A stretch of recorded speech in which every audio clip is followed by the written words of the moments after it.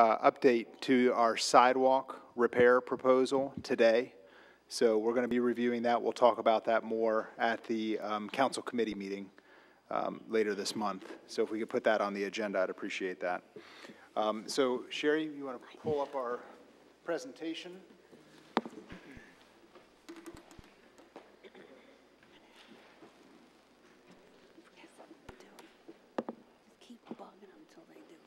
At the council committee meeting last month, we rolled out a draft of this presentation to council. So council's seen this already. And the plan is, well, I'll go ahead and get started. There you go. All right, the direction for Erlanger 2017. Just figures. It was working earlier. All right, thank you, Mayor. Yeah, great. There it is. I like it. Nice. There we go. Very simple. There we go. Okay, so you're about to see the mayor's plan for the city. However, it's not about the mayor. It's about one of the hallmarks of American exceptionalism. I know Randy knows Latin. E pluribus unum. Out of many, one. Out of many, one. Yes. So. Over the past few months, we've put together, compiled a lot of the passions, a lot of the concerns, and some of the goals of our community, our staff, city council, to develop our focus for the next year. And one of the beautiful things about this is that so many people contributed to this, and there are so many different ideas on, great ideas on things that we can focus on. The plan is to refer back to this periodically throughout the year and make sure we stay on track. All right, so some of my budget goals, balancing the budget, continuing to reduce our real and tangible property tax rates, and cutting the spending of each department by 1%. And as a lot of you know, that a couple years ago, I had asked a lot of the department heads to try to cut their budgets by 5%, and many of them said, no, we can't do that. That's just an impossibility. So we kind of changed that focus to cutting the spending 1% per year, and the goal would be to do that for 5 years. Goal is to benefit the Erlanger employees. We want to keep happy, productive, long-term employees. So as part of the new health insurance plan that we're getting ready to roll out, Erlanger is the right size to be able to be a self-insured city. We can insure ourselves. And that's a substantial savings as to the health insurance plan that we were paying for previously. Along with that, we would like to roll out a wellness plan. And also, as you can imagine, when we have a self-insured plan, we're allocating so much per person per year. And any amount that we can stay under what we're allocating per employee is going to be money that's saved. It's going to be additional savings for the city. And the idea would be to create essentially a savings sharing plan for the employees and help incentivize them to use their health insurance wisely. Okay, goal is to benefit the Erlanger residents. We want to efficiently and effectively deliver our city services. So among the city staff, we want to think about how we can say yes. So many times people get unhappy or become discontent because they are told no. And so instead of saying no, telling someone, well, this is what you'd have to do in order for us to be able to say yes, keeps people happy. We want to continue to promote single-family ownership throughout the city. We want to help the taxpayers raise their property values, and we want to increase the quality of life for our residents, which we've been doing and has been going on for a long time here in this city. But by instituting, some of the new things like the Christmas light contest and the train display and things to do and additional family-focused events throughout the city are things that help raise that quality of life. And, and just kind of a rhetorical question there. This question comes up among the residents. Why don't more of the city employees live in Erlanger? Right now, we've only got about 20% of our employees that live here. We'd love to raise that rate and make it so that there's more of the city employees that actually live within our city boundaries. I think. Okay, goals to benefit the Erlanger businesses. We want businesses to call Erlanger home for the location, the labor pool, the amenities, and the value.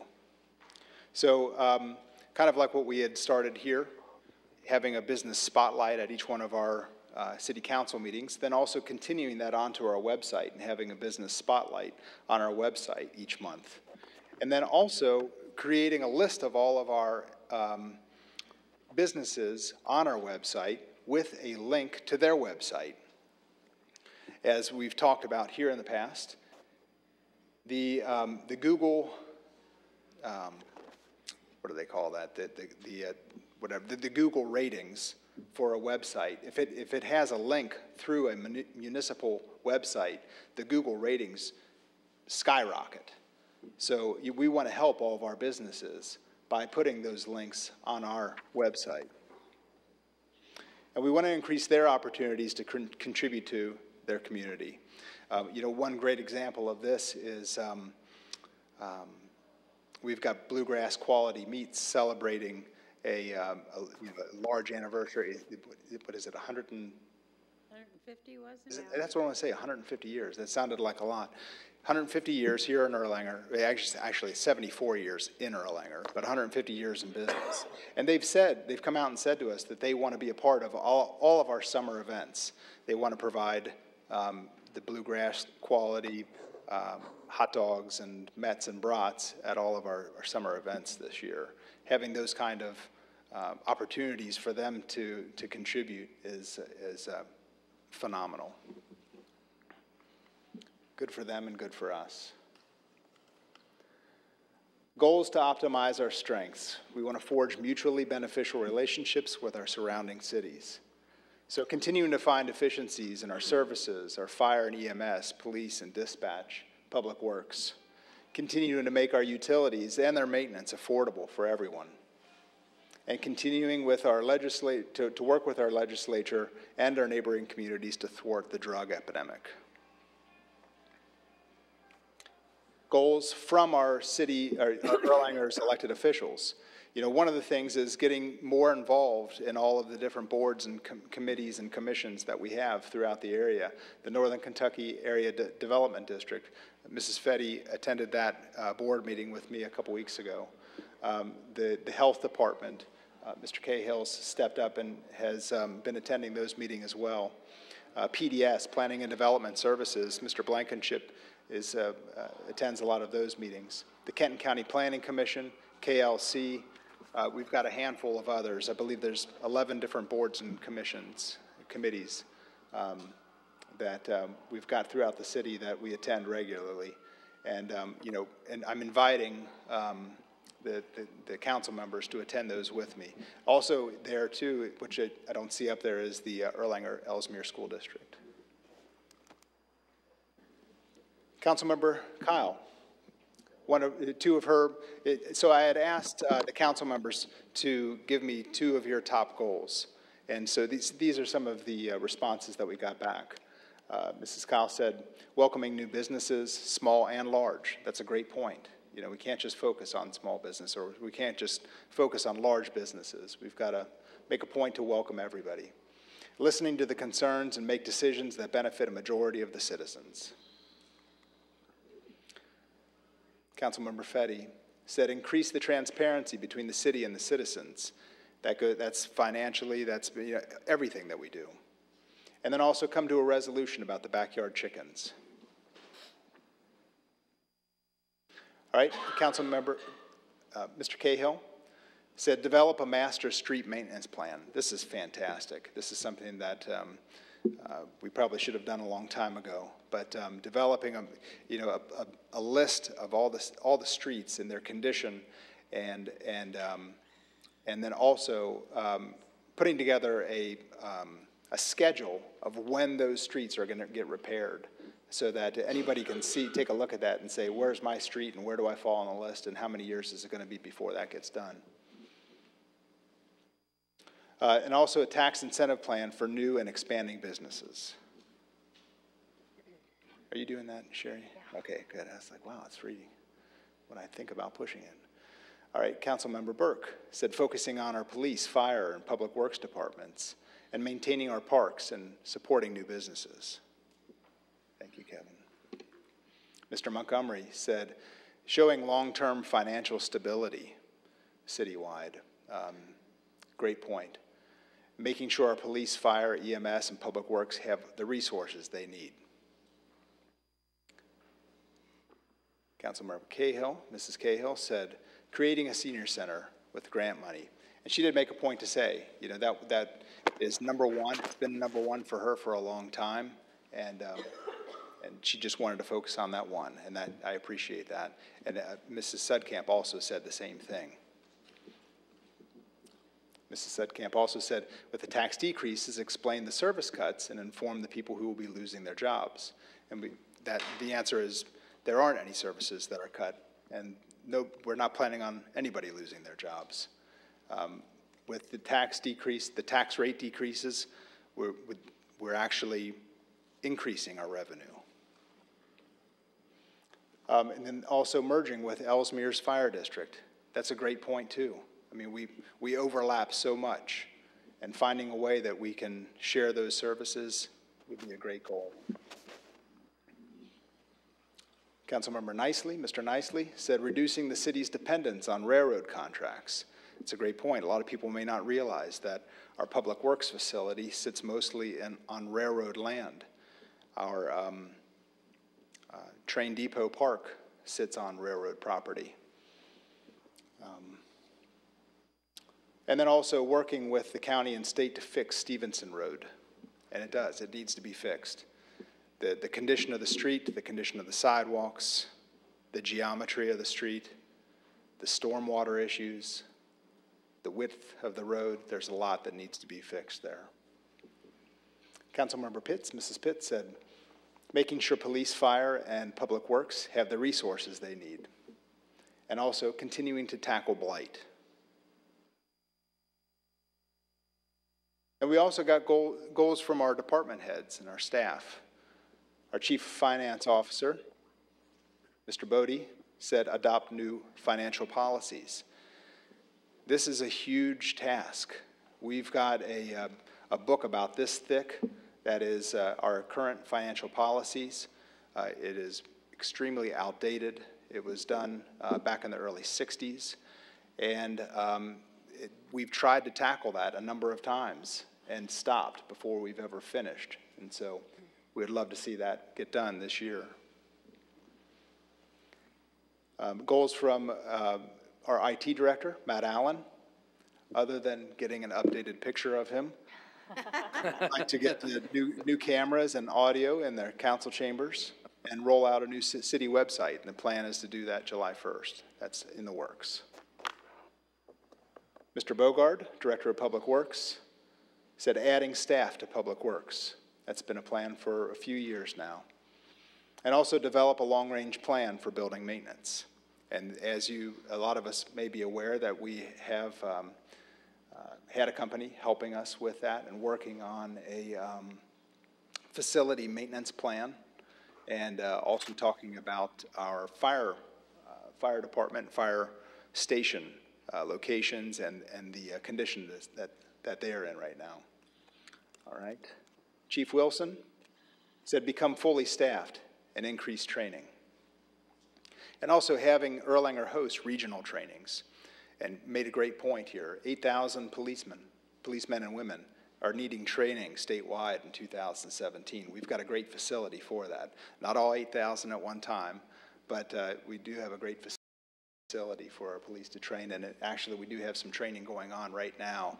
Until the middle of this month, we've got Kentucky League of Cities, as many of you may or may not have noticed as you came in here. They've got their FATS training. It's called the Firearms Training Simulator. It's a phenomenal machine. If you want to learn more about it, I'll talk with you more after the meeting. Love to brag on that.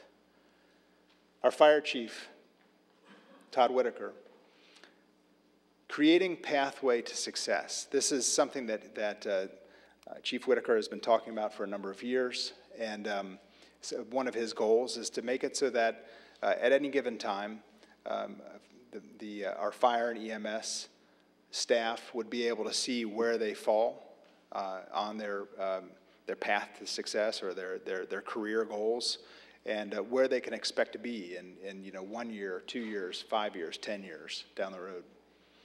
Also increasing the activity in the schools at lunchtime.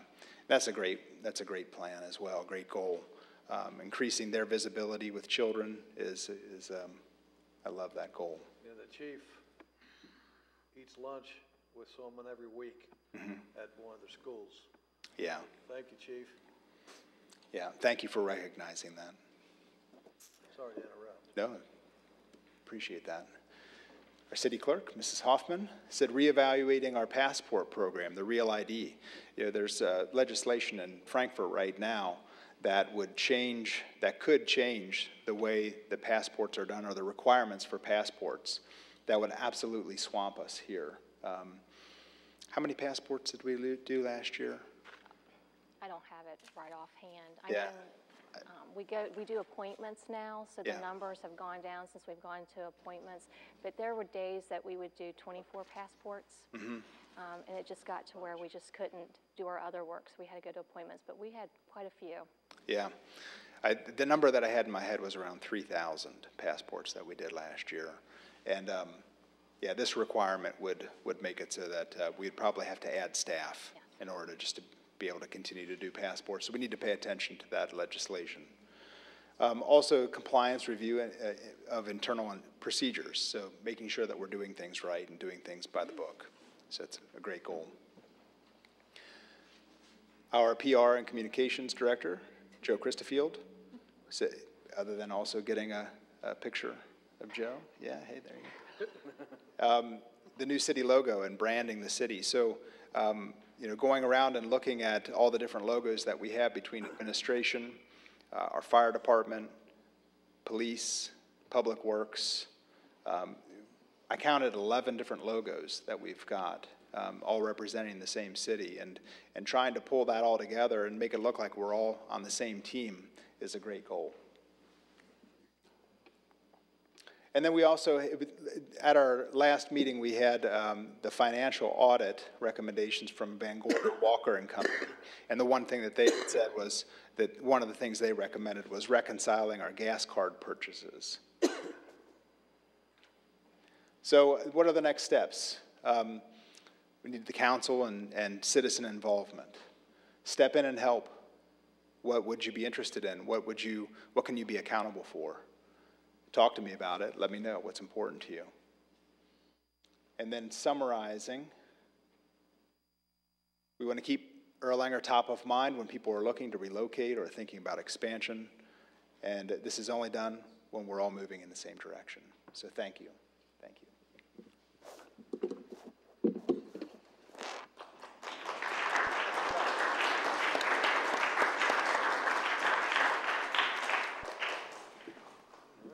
All right, next we've got the reports of committees. First up is Public Safety, Police, Mrs. Sudkamp and Mrs. Kyle.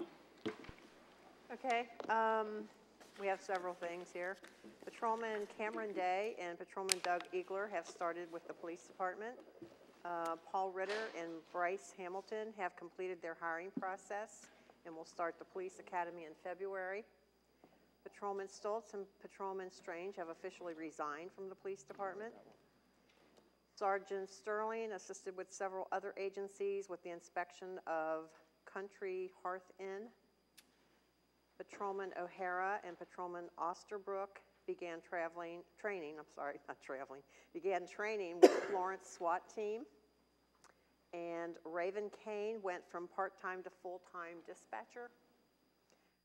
Lieutenant Rader and Lieutenant Colonel Brendel met with all the school principals to discuss the SROs. And Chief Wilson and Lieutenant Jansing attended the annual Northern Kentucky Police Chief Awards dinner. Patrolman Wojcik I hope I didn't pronounce that wrong, probably did, has investigated a couple of drug complaints that resulted in arrest in the city. And Lieutenant Colonel Brendel attended the Crescent Springs police meeting. The department purchased lights for the officers' duty weapons, and Chief kind of demonstrated for Ms. Sudkamp and I tonight. It's pretty cool. It goes on the bottom of their service, whatever, revolver. Revolver, yes. Please don't show us now. And I can see the utility of that. And I believe we had funds already available for that we didn't have to spend any extra money, so that's good. And then Patrolman Clark was assigned as the new canine handler. And that's it. Right, yeah. Chief's in the house. Chief's in the house. All right, thank you. Moving on, we've got Fire and EMS. Mrs. Pitts. Everybody should have received the report from Chief Whitaker. If you have any questions, he's in the house. And I just wanted to say, last night we did interviews for new firefighters. We're hiring 5 to 7 new ones, and we interviewed 10 last night. And it's going to be a tough choice on who they narrow it down to, because they were really, really great candidates and all would benefit our city very well. So I don't envy them that job. So Chief Whitaker's in the house. Thank you. Then we've got Public Works, Mr. Cahill, Mr. Skidmore. Yes, I would like to, on the Christmas tree drop-off, we had 155 trees. And I would like to thank Public Works. They got a hold of Owen County Electric to switch out 2 lights in a parking lot for Spring Valley Park. They also contacted SD1 to report a sinkhole around the window box located in the backyard of 1216 Brightleaf Boulevard. So a couple things I'd just like to talk about. First of all is we want to have a little recognition for the Public Works team.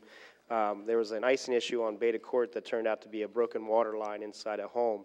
This was a vacant home. It was a rental property, and the person that was renting had left. They had just abandoned the property. This goes to show kind of the teamwork we have going on, and also our registry for the rental properties, because we were able to take care of that issue and find it. And I want to call Ed out, because we had several other county departments that were ignoring the problem, where the city of Erlanger went in and kind of took charge and took care of it, and also was able to notify the homeowner. We have a really grateful homeowner because of that. I want to talk a little bit about Operation Honor. We're still working on that. We still have some concerns, and we're investigating on how we can do that, or if we should do that. So I'd like to bring that back, not to the committee meeting, but we'll bring it back to the next meeting in March with that. Okay. The other thing, this is my favorite part, the pothole line is open. So if you have find potholes, see potholes, please call 727-7998. Mr. Bogart will be answering that line personally, and please say hi to him. That's all I have. Ed is in the house. All right, thank you. Next, we've got administration. Mrs. Skidmore, Mrs. Cahill. The general government offices will be closed February the 20th in observance of President's Day, and the City of Erlanger's 2017 Community Achievement Scholarship is due March the 3rd, 2017. The city is offering financial support for one Erlanger resident who is a graduating senior. The $1,500 scholarship is for an accredited 2- or 4-year college or technical school. Applications can be found at the website www.ci.erlanger.ky.us or the City of Erlanger's Facebook page or at the city building. And Bravo Battery and the rest of the 320th FAR returned from Fort Campbell, Kentucky from their deployment to Iraq during the week of January the 23rd. The Top Guns were welcomed with a ceremony that followed the uncasing of the color, which signified the battalion's operational command has returned home. And for Sherry's information, there were 349 passports so far in 2017. So that's only a month and a couple of weeks that they've already done that many. Okay, I'm going to report on some past events that Parks and Recreation had and some upcoming events. The ice skating event was held on the 15th of January. There were 165 people that came in to skate. And it is only for Erlanger residents. there was some confusion. There was flyers passed out at the Erlanger Ellesmere schools, and there were some Ellesmere people who had to be turned away, but it specifically states it's only for Erlanger residents. And the Northern Kentucky Senior Games, there was 155 in attendance for that. And that was on the 19th of January. It's a regional event for anyone 50 and older and includes various fun competitions and camaraderie, breakfast, lunch, awards included. And upcoming events on the 12th of February, a Valentine party at the Kenton County Library on Kenton Lands Road from 2 to 3:30. And there's no cost to the students for that. On the 13th of February, the soccer field lottery will be held at the City Building. League representatives will attend and participate in the field lottery. Following the lottery, field permits will be issued to all the participants. Super Bowl day, not to be confused, it's going to be the 26th of February from 4 to 6, and it's bowling at Super Bowl. Residents will receive 1 game of bowling and shoe rental, and the event, again, is only for Erlanger residents. Proper ID will be required. And then what's Vicki gonna do? Huh? Oh, and Sherry, do you have anything to add to that? No, I don't have anything further. All right, thank you. Then next, we've got Finance and Business Development, Mr. Blankenship, Mr. Montgomery. Thank you. We had a Finance Committee meeting on the 17th of January, at which time the fiscal year 2016 audit report was presented by John Chamberlain. It was a good report. And also our December 31 financial statements were sent out on February the 1st. The operating departments are submitting their budget requests right now for the 2018 fiscal year, and the staff is in the process of compiling that data along with our revenue projections. And over the next 2 weeks, the city administrator and the finance department staff will be meeting with representatives from each department to work on their budget requests. Once those are completed, we'll have a preliminary budget draft ready, and that'll be presented for review by mayor and the council. And Saturday, March the 4th is our annual budget meeting. So please mark your calendars and be prepared to attend that. That's all I have. What's that date? March the 4th. Thank you. I have Steve. All right, thank you. And we've got our Codes, Building, and Zoning, Mr. Burke, Mr. Nicely. Yes, sir. We had a meeting on the 17th, brought up by Councilperson Fetty about chickens, allowing chickens in the city of Erlanger. She wants to change the ordinance from 500 feet to 50 feet.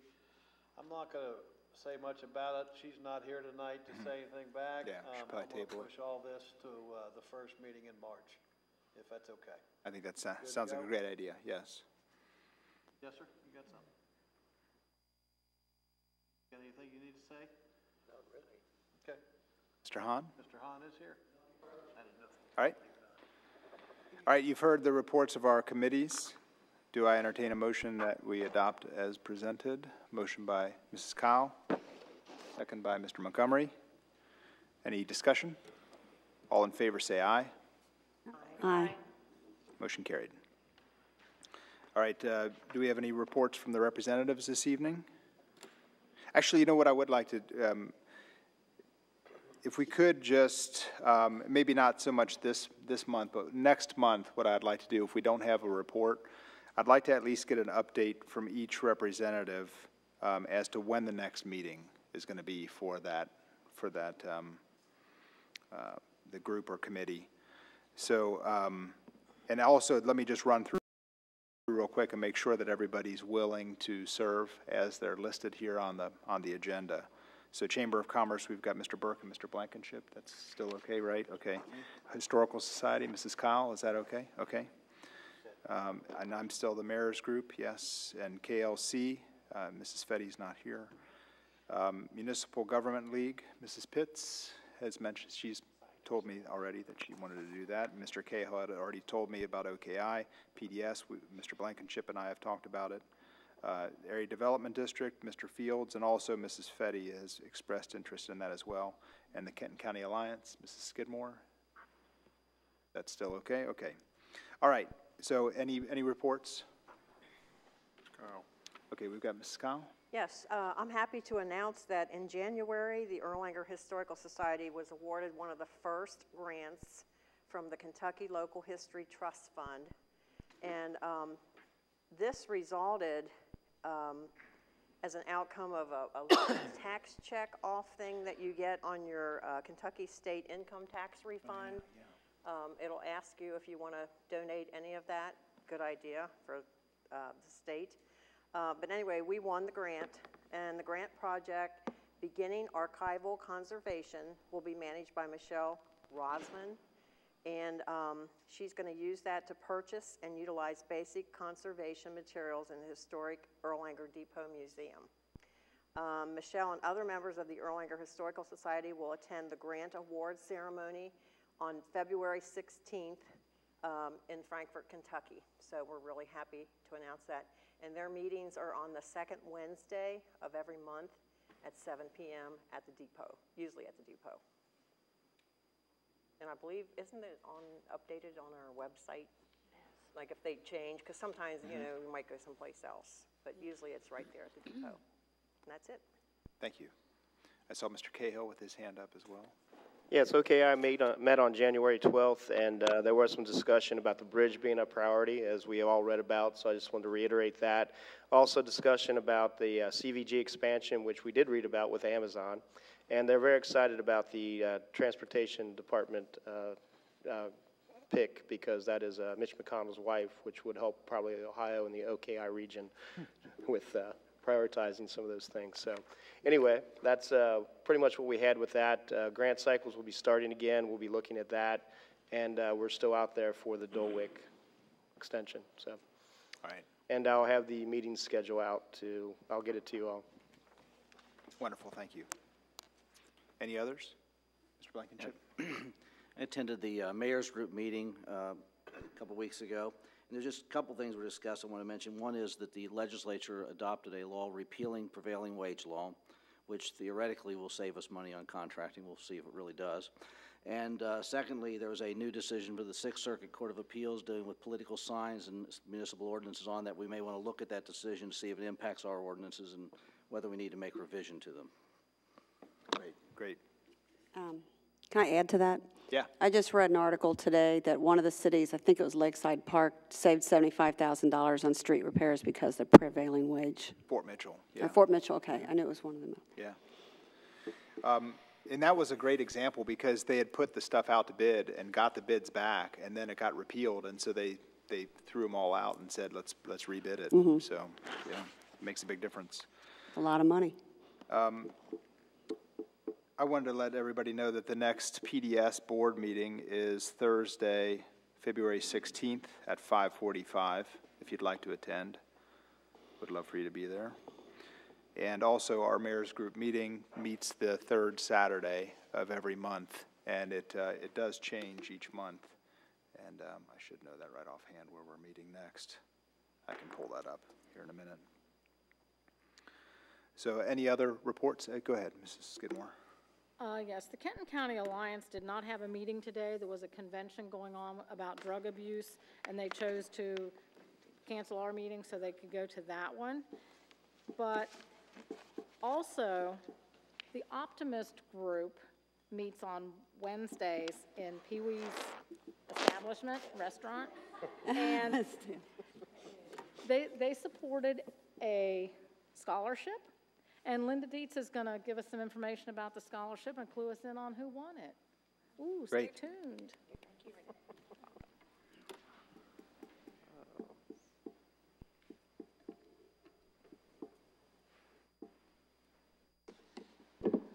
Good evening. I'm an Erlanger resident as well as a member of the Optimist Club of Covington, which serves all of Kenton County and welcomes Boone County to join us as well. And as Renee said, we meet at 12 o'clock noon at Pee Wee's Place for lunch. We either have a guest speaker or we work on ways to help youth get into optimism for their future. And we held an essay contest about optimism in the fall, judged it in January. And we announced that in January at our club, but I wanted to announce that here because the winner is an Erlanger resident. And in fact, she is here tonight. She is your intern, Lauren Tolliver. Oh,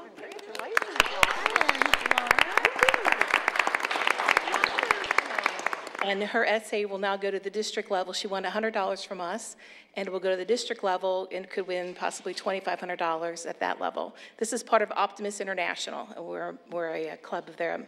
So I'd like to read the essay to you, since tonight is a night to read essays, if that's all right. The topic was Chasing Optimism in the Face of Challenges. Connotatively, a challenge is a problem or obstacle that one is prompted to overcome. With every problem or obstacle, there is always a present and relevant solution. The solution may be hard to find sometimes, but in the words of common discourse, if there is a will, there is a way. This is very true as it pertains to being optimistic when confronted with challenges. One has to first embody the desire to overcome a challenge in order to actually overcome it. You are simply not human if you have never faced a challenge before. Everyone has faced a challenge of multitude points in their life. These challenges that everyone faces on a day-to-day basis appear to be difficult, but the challenge itself is not what is difficult. The difficult part is deciding how you will approach a challenge. When it comes down to it, there are two ways to approach challenges. One option is to accept defeat and give up. The other option is to take an optimistic attitude and begin looking for ways to solve the challenge. The better and more sensible option is obviously the latter, being that pursuing optimism always provokes the most effective outcome, a higher chance to arrive at a solution. Chasing optimism in the face of challenges unquestionably brings out the best in yourself and the people around you. It is like a chain reaction or a domino effect. When you choose to have a positive attitude in the midst of an issue, it sets an example for your peers and others witnessing your decisions. It enables and encourages them to choose the more reasonable route, just as you did. People generally do not realize how much their actions can affect other people. When you choose to be optimistic instead of getting down about something not going your way, other people notice that and may unconsciously do the same when they are faced with a similar issue. In addition to that general assumption, the theory of a chain reaction can be put into context by associating it specifically with children and their choices. Children are young and impressionable, so when they observe adults or young adults making decisions and receiving different outcomes, they are likely to follow when making decisions for themselves. If we encourage the youth of our world to pursue optimism in the face of challenges, our world would definitely be a better place. Our world would be more collective, knowledgeable, and kind. Challenges are things that will confront every person in this world across their entire lives, but it is the moments where people choose optimism over pessimism that give those decisions meaning.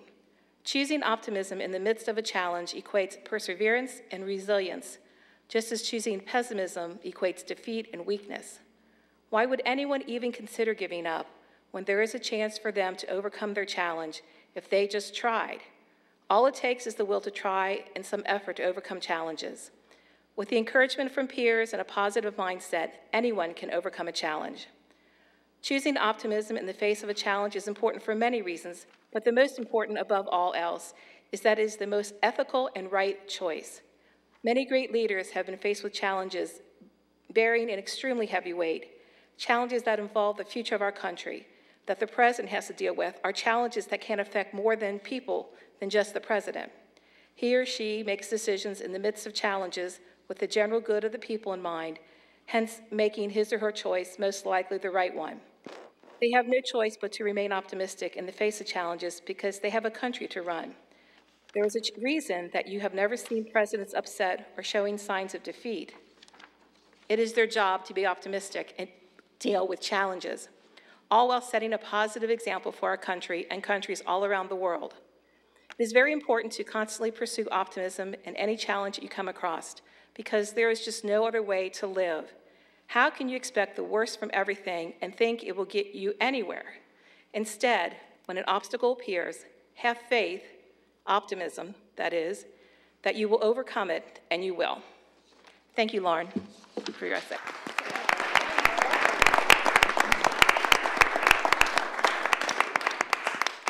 And thank you, Linda. Fantastic. And that was beautiful hearing you read that, Mrs. Dietz. All right, any other reports from representatives? Mr. Nicely?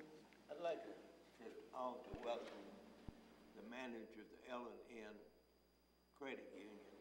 First time she's been to one of her meetings.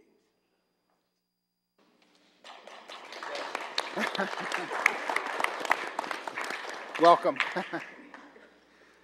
All right. Okay, so we'll move on to the report of the city operations. We'll start with the city engineer, Mr. Viox. Thank you, sir. Mr. Cahill pointed out under the Public Works report about the potholes and calling Mr. Bogard directly. I will point out to you that our aggressive street program that the Public Works Committee has been able to get the council to support over the last few years has developed a lot less potholes that they have to respond to. Potholes have been reduced significantly in the last 5 years, I can tell you that. Secondly, there was some discussion earlier about the removing the prevailing wage requirement in the state. There's some bigger benefits than you might think that are going to apply to us. We always have tried to segregate our projects to keep our projects under the prevailing wage so we didn't have to pay that rate on a lot of our projects. This is going to allow us to consolidate some projects. And for instance, two that are going to get consolidated, they're going to make it more convenient to the citizens, is the next phase of Riggs Avenue, which completes that, and Mrs. Skidmore has an interest in that. And along with the next phase of Erlanger Road are going to be consolidated as one project so we can get it all done at the same time and not have to continue to burden that area of town with a new project. It also keeps the Public Works Department dealing with maybe one contract and one contractor that they have to manage as opposed to possibly 2 and 3. So those to me are big benefits. And not only is there going to be a savings due to the fact that the prevailing wage won't apply to the project as far as the wages paid by the contractor to their employees, but the fact that we can bundle projects together and make bigger projects, that we ought to be able to see benefits from that too. With those projects, I want to point out to you, we still have 2 open projects. One is the Nelson Road sidewalk, which I think we reported last time that we did receive all the easements, so we're going to complete the whole sidewalk. Yes. Secondly, we have that under contract, and we have under contract the completion of the reconstructing Erlanger Road from Baker Street to Hulbert, which was held up due to the water main reconstruction. So those 2 are under contract, and they should be done before the end of this fiscal year. We also determined we were able to now do one more street project, which we're going to put out to bid, and it's going to be the first phase of Birch Avenue, which was on the list. And we expect to receive bids on it on April the 3rd, so we can have it to council that next night and hopefully have it done by the end of this year. And the last one, some of you probably don't even know about, but we've been working hard for several years with the area around the underpass and the funds that have been available for the underpass project, even though that we have been stymied with the painting of the bridge. There are monies available because of the safety up there and the crosswalk and the condition of the traffic. We're going to be able to do the pedestrian sidewalk extension from under the underpass up to Crescent Avenue. The railroad has given us the right to do that on their property. That's and wonderful news. That will not be ADA approved because of the grade on it, but at the same time, we're going to put a crosswalk from Crescent Avenue at Erlanger Road over to the other side of Erlanger Road, by the veterinarian. Right. And we're going to put a handicap accessible ramp there so that the people can get from Crescent Avenue up to Dixie Highway without having to go down the street somewhere and find their way across. Wonderful. That'll include removing the sidewalk that's on Dixie Highway in front of the veterinarian and keep the pedestrian traffic up on the upper level. And we're even going to put a place for the park bench there so they can look down and see the beautiful underpass. So, with all that said, if everything goes right, we're going to take bids on that on the 3rd of April too, and hopefully get it done this year. Good. That's all I have, sir. Thank you, Mr. Biox. Just trying to remember too, was Woodland Hills also one of those that was split into multiple phases because of the prevailing wage issue? Or was there No, another Woodland reason? Hills was just because of the dollars we had available during the year. We broke it up because of that. Okay. All right, thank you. It is going to be in the priority list for this coming year. Okay. All right, then next we have Mr. Gatlin, our city attorney. Sure. First, to just sort of piggyback off what Mr. Blankenship brought up as it relates to a lot of litigation related to signs and political signs. The Supreme Court, in a ruling in Reed v. Town and Gilbert, made some very, very significant changes to the law, and PDS has been aware of this for a while. So PDS hired a consultant to work on some model sign ordinances that's coming down the pike. KCPC is actually going to be proposing a text amendment individually for each Kenton County community, and that will be on the March or April meeting, and then that'll be coming to us probably in May or June, which would be a text amendment based on their consultant's recommendations, and we'll take a look at that that comports with some of the latest findings, primarily making signs more content neutral, and there's certainly some issues with political signs and what you can and can't do. Most of the restrictions are going to have to be reduced is really where the law is on that. The second update is just from the Lions Club property annexation. That is still we're still moving forward with that, and it's going to include both parcels of property, which are in Boone County. So it'll be the part of the property owned by the city of Erlanger that is in Boone County, as well as the Lions Club property. We're just in the final phases of the surveying, which Mr. Viox's office is handling. So that should be up for a first reading at our next March meeting. That's all I have to report, Mayor. All right, thank you. The next we've got our city council attorney, Mr. Wickman. Thanks, Mayor. The only thing I have is about the ordinance that's on the agenda, and I'll explain that when that comes up. All right, great. And Mr. Fields is not here. So we've heard the reports of our representatives in city operations. Do I entertain a motion that we adopt as presented? Motion by Mrs. Pitts, second by Mr. Cahill. Any discussion? All in favor say aye. Aye. Motion carried. The next we've got correspondence. Mrs. Hoffman, do we have any correspondence this evening? We do, sir. All right, great. To whom it may concern, on January 7th, 2017, my son, Chance McKinney, and I, April McKinney, lost everything we owned in a house fire. I would like to thank the Erlanger Police Department and Fire Department for their quick response and support during this tragic time. Sergeant Kim Clare was instrumental in notifying my parents in a timely manner. Patrolman Aaron McNeil for allowing my son, only in pajamas and socks and the family dog, to sit in his warm car as the temperatures was less than 10 degrees outside. I would also like to thank the Erlanger Fire Department for their awesome response time of 2.5 minutes. Chief Whitaker personally came to the scene and found me to make sure that we were okay. Chance has told me on various occasions that Chief Whitaker would visit his school. Therefore, Chief Whitaker and Chance had gotten to know each other, and it really meant a lot to Chance when he saw a familiar face during this tragedy. Firefighter EMT Chase Autry and his team were amazing, as they were the first engine on the scene and immediately began managing the fire. The firefighters were rotating in and out of the fire because of the cold temperatures outside. I found out later that Tim Hortons had heard about the fire and donated hot chocolate and coffee to all emergency personnel at my house that day. After the fire was put out, Chance was crying. He had lost the bike he had gotten for Christmas. It was in his room where the fire had started.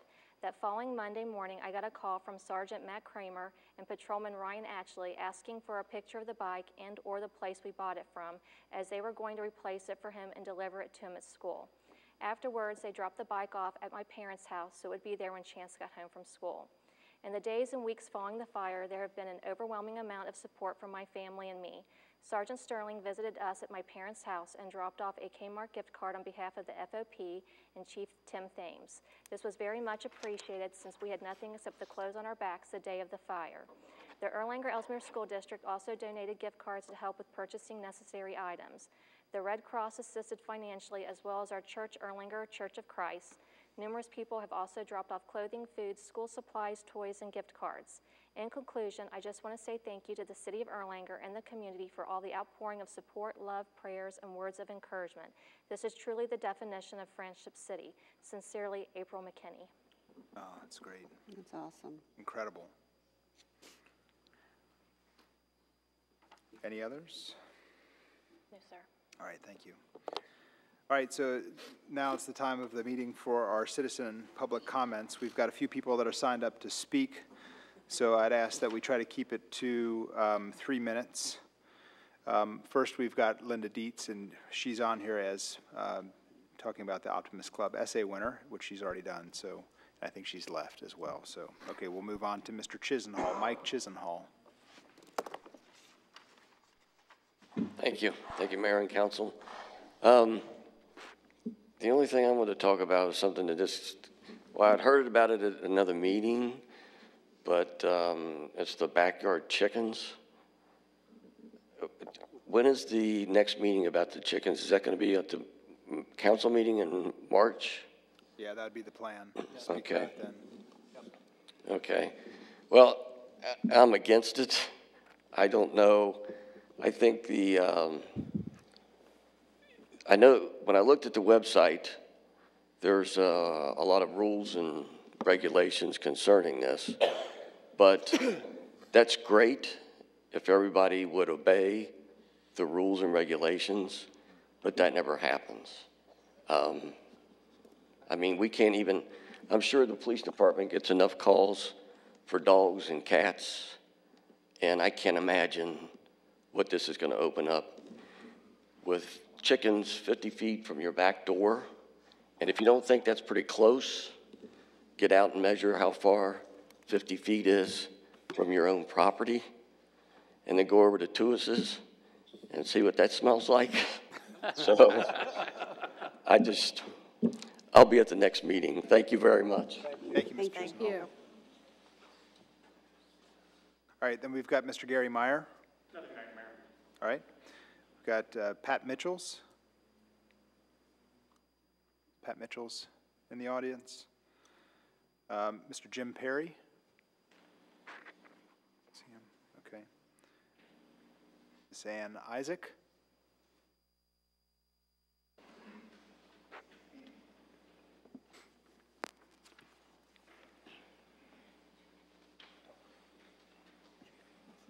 Good evening.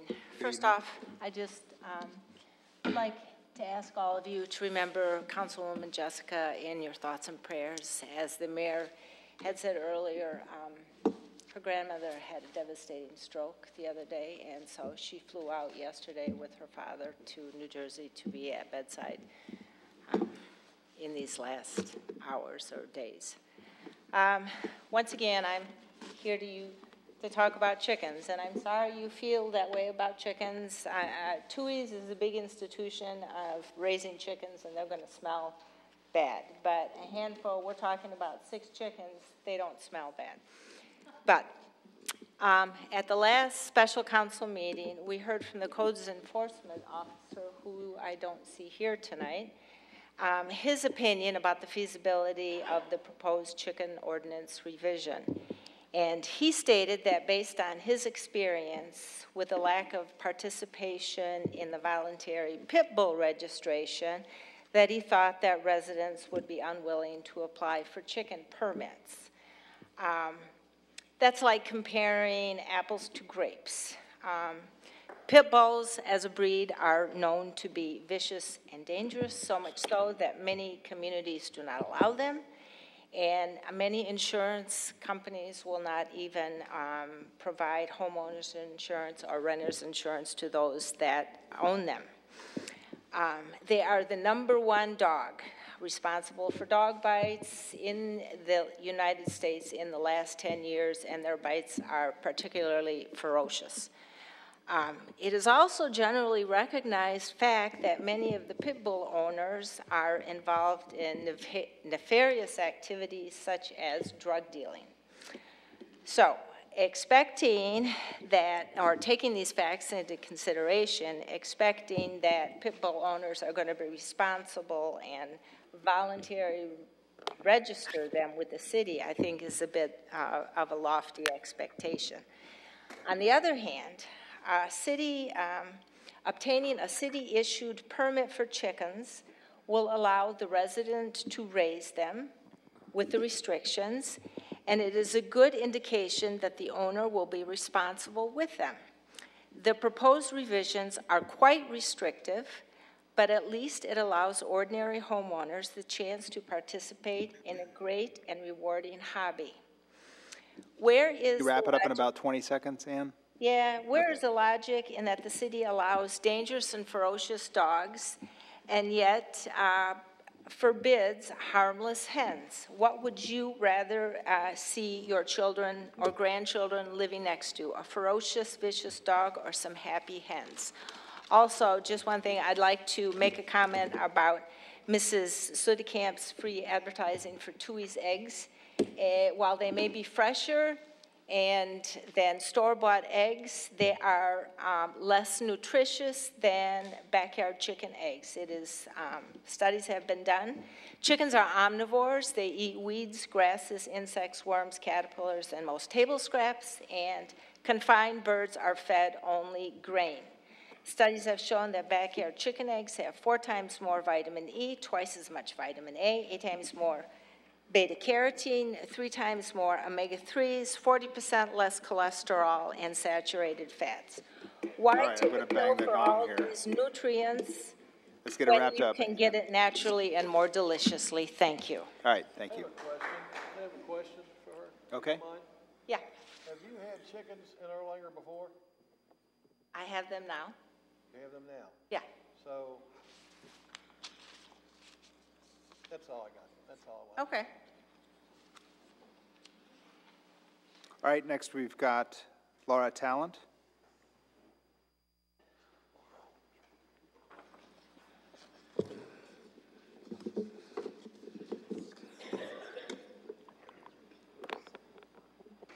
Good evening, members of the City Council. I'm Laura Miles Talent, and a concerned resident of Erlanger. I'm here to talk about the new chicken ordinance as proposed by Jessica Fetty. And I say with all due respect that she spent a great deal of time looking up other city ordinances, but she really didn't look at the big picture about owning chickens. It seems to be the epitome of coolness for all the urban hipsters to own backyard chickens. It's what all the cool kids are doing. It's a current fad. But back in the 1970s, I can speak from the experience that my father, John W. Miles, owned chickens. He termed them exotic birds. I can say that chickens truly are fun. We enjoyed the chickens. I loved the chickens, but I can also say from personal experience that just a few chickens